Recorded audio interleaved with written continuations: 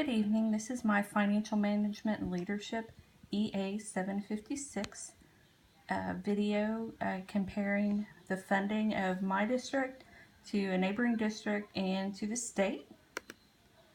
I pulled Poplar Bluff, and they receive about 11.95% of funding from the federal level. State is 41.96%, and local is 46.09%. Dexter is one of the closest districts to us, even though they're not comparable in size. Their funding was quite comparable to ours, in as much as that they get about the same amount, a little bit less from federal than we do, but pretty much exactly the same for state. And then they get a little bit more from their local funding than what Poplar Bluff does, but not too much. And then compared to, Missouri stats, both Poplar Bluff and Dexter get a little bit more federal than compared to the state of Missouri as a whole. They get quite a bit more from the state, but a little bit less from the local level in that aspect. Okay, the three big ahas I had when going through this, which I had many ahas because I don't have a lot of experience with school finance. I thought more funding would have come from the federal level, given that we get so many mandates and requirements from the federal level. It seems that they pass down a lot of guidelines, but they don't put money with those guidelines. The transportation numbers, the number of eligible miles, and the number of miles we actually travel in our district, there's a discrepancy of over 100,000 miles, and I imagine that's quite costly to our district.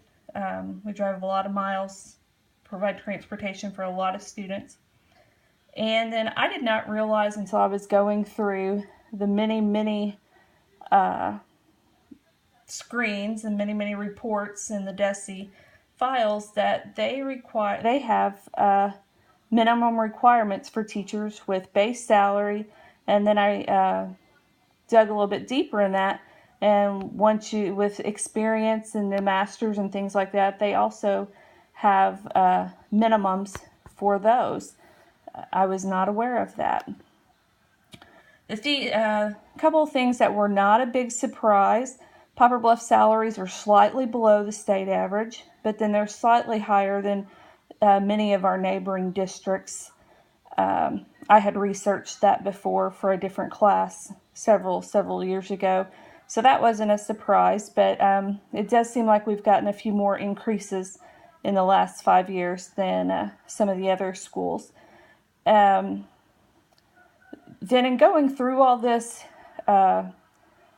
one of the things that I knew it was a big deal, and it was something that a lot of people worked really hard on getting our tax levy passed. This last time it was voted on, it was voted down twice, and then this third time there was a huge push, and the community got behind it, and it was finally passed. And going through and seeing the percentages and everything of where the funding comes from, it all is very clear as to why that was so important there. One of the questions, the big question that I kept coming back to with the CFO is, how often does that federal funding contribution percent change? And then when are they made aware of that change so that they can start planning for how they're going to compensate for the change in that funding? And that would go with state as well. How often do those numbers fluctuate, and do they go up and down by a percent or a couple other percents? And I can look at the historical data, but I would really like to know when they find out. That's the big thing, because that would be a huge stressor on the people involved in those, getting those budgets made for the board. It's about all I have for this. Thank you for your time, and everyone have a fantastic week.